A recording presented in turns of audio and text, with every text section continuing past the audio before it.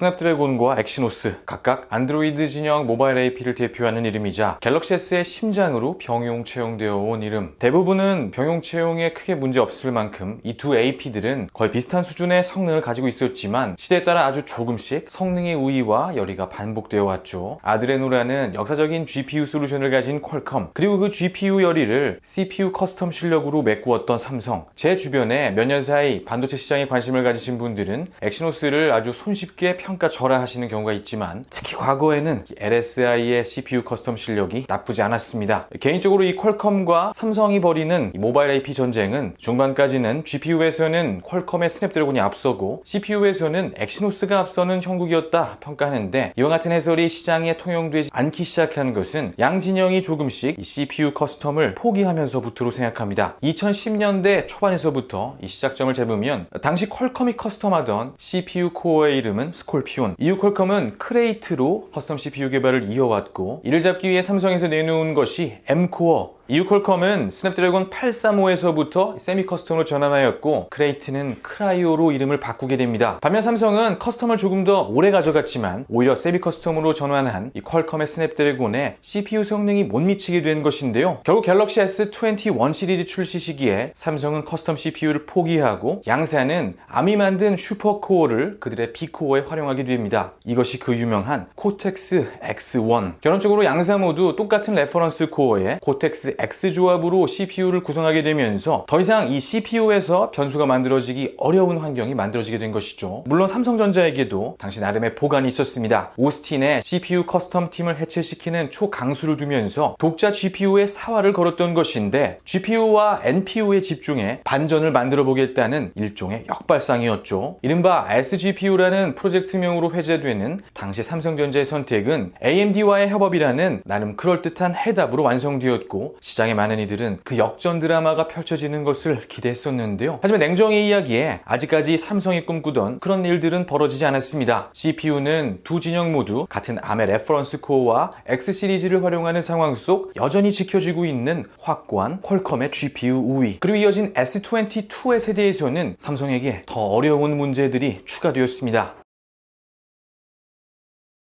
여태껏 우리는 퀄컴과 삼성 두 기업의 경쟁의 관점에서만 이야기하고 있지만 실제 시장은 더 복잡한 고민들 속에 놓여 있었습니다. 매크로한 관점에서는 엣지에서 클라우드로의 전환이 시작되며 이제 모바일, PC와 같은 엣지 디바이스가 아닌 서버 시장에 대한 해답을 찾아야 하는 것과 동시에 또 이 엣지 디바이스 시장 내에서도 PC에서 스마트폰으로, 다시 스마트폰에서 전기차로 그 주인공이 바뀌는 시기, 이 같은 상황 속에 그동안 마치 그들만의 갈라파고스 안에 갇혀있는 줄만 알았던 애플은 오히려 PC, 워크스테이션 시장을 공략하며 한 발 앞서 나가고 있고, 안드로이드 시장에서는 또 다른 경쟁자인 미디어텍의 약진이 이어지고 있는 상황. 이제 더 이상 퀄컴과 삼성은 서로만을 보고 경쟁을 펼칠 상황이 아닙니다. 삼성보다 나은 혹은 퀄컴보다 나은 제품이 아닌 이 시장에서 살아남을 수 있는 솔루션을 만들어야 하는 상황. 이 같은 배경 속에 펼쳐진 것이 퀄컴의 삼성 파운드리 이탈인데요. 이 갤럭시 S22에 엑시노스와 스냅드래곤이 제조되던 공정이 삼성의 4나노 공정이었죠. 앞서도 이야기한 것처럼 두 AP 모두 암의 레퍼런스 코어와 코텍스 X2 코어를 사용하고 동일한 공정에서 제조되기 때문에 두 AP 간의 성능은 기본적으로 GPU 성능에 앞서는 스냅드래곤의 승리로 평가됩니다.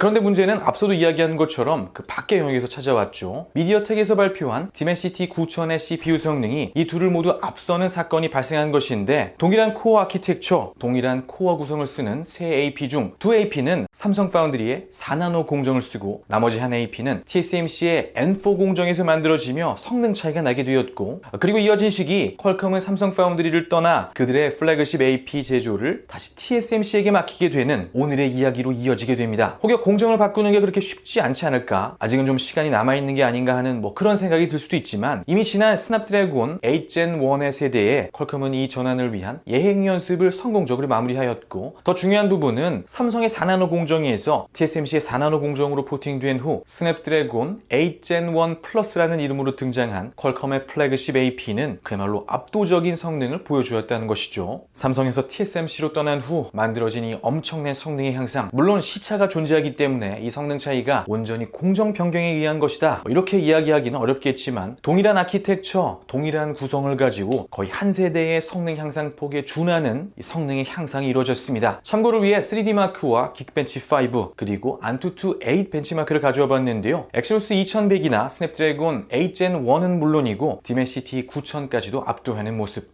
TSMC로의 이전을 두고 그야말로 성공적인 예행 연습을 마친 퀄컴, 그리고 지금은 이로부터 다시 몇 개월의 시간이 지난 상황이라는 것이 중요하죠. 이제 새로운 세대의 스냅드래곤이 나올 시기가 되었다는 점이 오늘의 핵심 포인트입니다. 이어지는 이야기는 TSMC의 4나노 공정에서 만들어질 새로운 세대의 스냅드래곤 8 Gen 2에 대한 이야기입니다.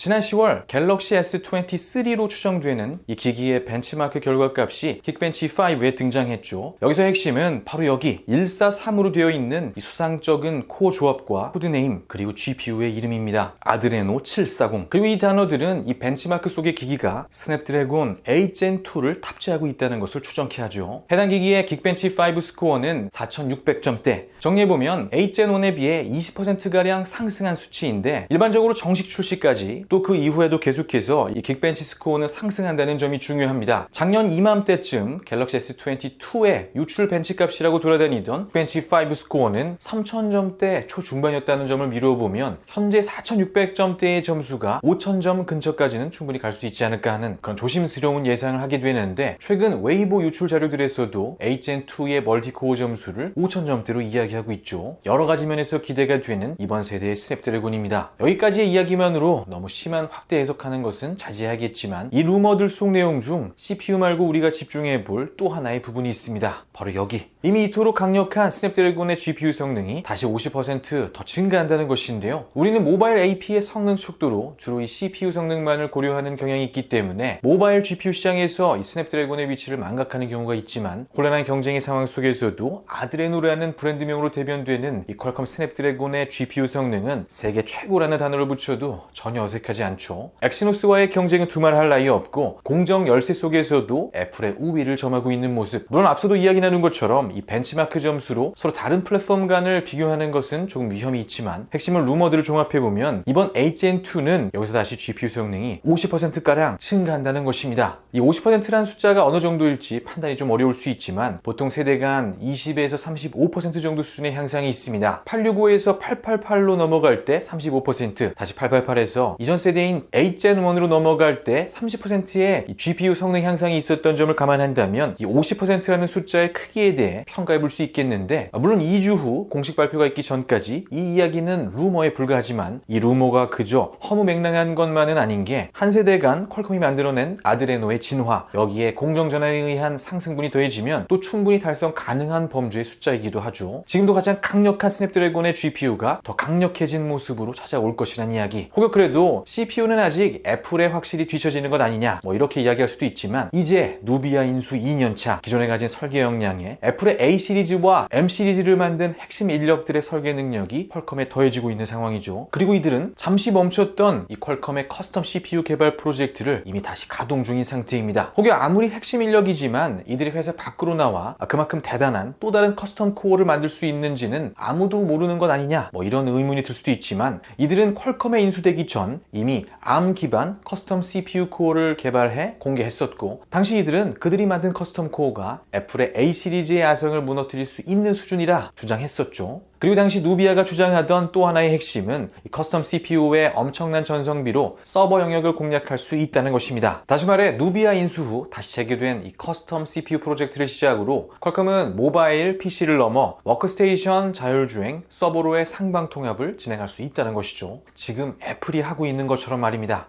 여전히 확고한 아드레노의 성능, TSMC의 최선단 공정으로 옮겨가며 더해지는 추가적인 상승 동력, 그리고 조만간 퀄컴의 커스텀 CPU가 등장하며 시작되는 이야기들. 지금은 애플이 주인공인 것처럼 보이는 이 게임에 다시 새로운 유력 진영이 등장하는 시간, 퀄컴 그리고 새로운 스냅드래곤의 시대가 조용히 찾아오고 있는 것처럼 보입니다.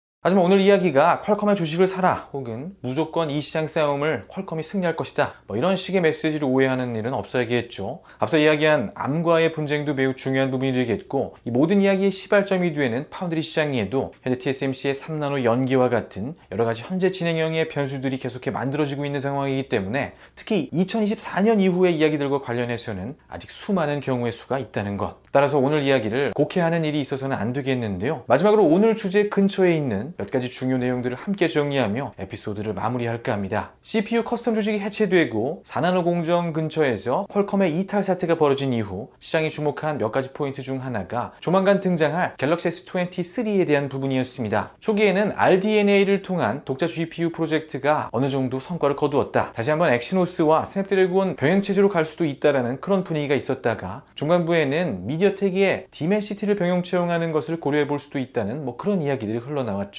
그리고 최근에는 오늘 이야기 나눈 스냅드래곤 8gen2 채용으로 대부분을 채울 것이다라는 이야기가 지배적입니다. 그렇게 되면 내년 모바일 AP 시장은 미디어텍과 퀄컴, 애플의 3강 체제로 다시 한번 굳어지게 되겠죠. 엑시노스에 대한 부분도 조금 정리해보면 좋을 것 같은데요. 지금은 조금 어려운 상황에 처해 있지만 삼성 역시 GPU, CPU 양 분야에 걸친 커스텀 프로젝트가 진행 중입니다. CPU의 경우는 퀄컴처럼 에크하이어 형태의 명확한 해답을 가진 것은 아니지만 2019년 커스텀 중단 이후 다시 인력들을 보강하고 있는 모습인데요. LSI에서는 당연히 내년을 보고 준비하고 있겠지만 현실적으로 2024년 이후에나 조금이라도 가능성이 있는 이야기가 되겠죠. 그래도 2024년은 이제는 SF3로 리네이밍된 3GAP 공정이 출격하는 시기이기 때문에 다시 한번 기대를 걸어보게 되는데요. 사실 엑스노스의 전략 패배는 안타까운 이야기지만 냉정하게 이야기에 삼성 파운드리의 공정 열의에서부터 시작한다고 생각합니다. 따라서 엑시노스의 GPU 역시 모두 공정 탓이라고 이야기하기는 어렵겠지만 전력과 발열을 못 잡고 클럭을 계속해 하향한 탓에 현재와 같은 사태가 벌어졌죠. 하지만 기본적으로 AMD의 아키텍처를 라이선싱해 이 커스텀하는 방향 자체는 틀리지 않았다는 생각인데요. 스팀덱이 그것을 증명하는 좋은 예라고 할 수 있겠습니다. 물론 기기의 성격이 서로 간에 조금 다르기 때문에 곧바로 비교하기는 어렵겠지만 쉐이더의 개수와 WGP의 개수가 조금 다른 것을 제외하면 이 스팀덱의 GPU와 엑시노스의 GPU는 한 패밀리에 속하는 동종 GPU라고 봐도 무방하죠. 엑시노스의 엑스클립스 920 GPU가 펌웨어상에도 스팀덱의 APU인 반고흐의 이름을 따 반고흐 라이트라고 표기되어 있습니다. 핵심은 이렇게 같은 아키텍처로 만들어진 스팀덱이 보여주는 만족스러운 그래픽 성능과 또 모바일 게이밍 디바이스로서의 가능성입니다. 이 성능과 전력의 만족스러운 타협점을 찾고 장기적으로 이 공정 문제가 해결되면 아주 작아 보이지만 희망의 불씨는 아직 꺼지지 않고 있는 상황이라는 것까지. 그리고 현재 시점에서 가장 관심을 가지고 지켜볼 만한 관전 포인트가 바로 한 주 앞으로 다가왔죠. 이 대서사의 변곡점이 될 스냅드래곤 8gen2의 발표, 퀄컴의 테크 서밋과 이어지게 될 파운드리, 로직 반도체 시장의 이야기들 가제소울에서 꼼꼼히 정리해 나가도록 하겠습니다. 오늘도 함께 해주셔서 감사합니다. 행복한 하루 보내십시오.